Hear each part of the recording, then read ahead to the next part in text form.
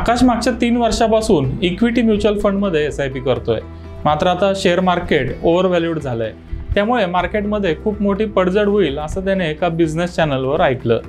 Market खाली आलं तर आपला म्युच्युअल फंडचा पोर्टफोलिओ लॉसमध्ये जाईल अशी भीती आकाशला वाटतेय। आकाशप्रमाणे आपल्यापैकी अनेक गुंतवणूकदारांना अशी भीती वाटू शकते। मार्केटमध्ये चढ उतार झाले तर हातातला प्रॉफिट जाईल, त्यापेक्षा प्रॉफिट बुक करून पैसे सुरक्षित ठिकाणी ठेवावे असा विचार मनात येणं साहजिक आहे।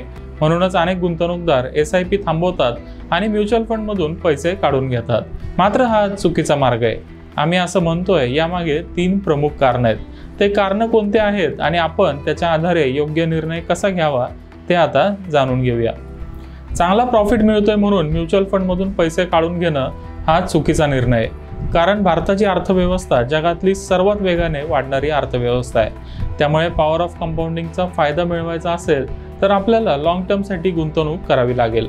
समजा आपण 1 लाख रुपयाची गुंतवणूक केली आणि त्यावर आपल्याला वार्षिक 15% CAGR रिटर्न मिळाला तर 10 वर्षानंतर त्या गुंतवणुकीचं मूल्य होईल 4 लाख रुपये, म्हणजेच पहिल्या 10 वर्षात आपल्याला 3 लाख रुपयाचा नफा मिळेल।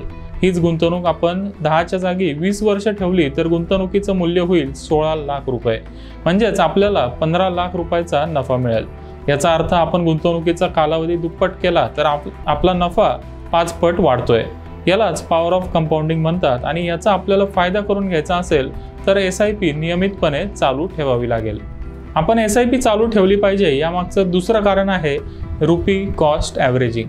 SIP करण्याचा हा सर्वात मोठा फायदा आहे। मुळात आपण SIP करतो कारण आपल्याला मार्केटमध्ये होणाऱ्या चढ उताराचा फायदा करून घ्यायचा आहे। म्हणून मार्केटवर गेलं तर जुन्या युनिट्सवर आपल्याला फायदा होतो आणि मार्केट खाली गेलं तर आपल्याला जास्त युनिट्स मिळतात, म्हणजे मार्केट कुठेही गेलं तरी आपलाच फायदा होतो। थोडक्यात काय तर SIP हा विन विन फॉर्म्युला आहे।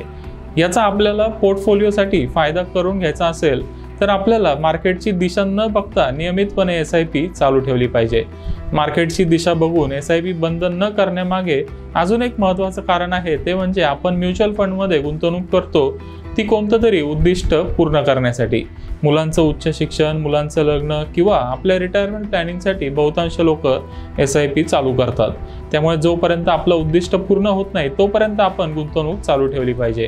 एकंदरीत विचार केल्यास मार्केट ओव्हरव्हॅल्यूड आहे, मार्केटमध्ये पडझड होईल अशा प्रकारचं भाकीत ऐकून SIP बंद करू नका।